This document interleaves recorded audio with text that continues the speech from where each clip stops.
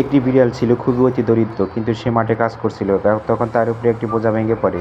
তখন দুইটি শক্তিশালী বিড়াল তখন যাচ্ছিল, তখন তাকে দেখে হাসতে শুরু করে এবং সে অনেকক্ষণ কান্না শুরু করে। সে ভারী ভারী অনেক কাজ করতো, রটের বোঝা মাথায় নিয়ে ঘুরতো এবং সে বিল্ডিংয়ের কাজ করতে লাগলো। তখন সে অনেক চেষ্টা করতে লাগলো এবং সে অনেক টাকা পয়সা ইনকামের জন্য সে রঙেরও কাজ করা শুরু করলো।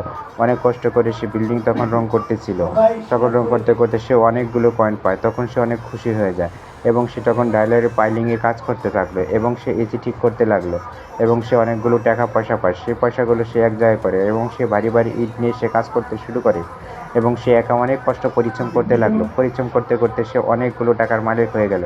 তখন সে এক বস্তা টাকা নিয়ে যখন সে রাস্তা দিয়ে হাসে, তখন সে একটি বড় লোকের পোশাক পরে যায় এবং সে একটি হুন্ডা কেনে। হুন্ডাটা কিনে নিয়ে হাসতে হাসতে যখন হুন্ডাটা চালাতে থাকে, তখন তাদের দুজনের সাথে আবার দেখা হয়ে যায় এবং তারা দেখে অবাক হয়ে যায়, এই লোকটি কিভাবে এত বড় লোক হয়ে গেল। তখন সবাই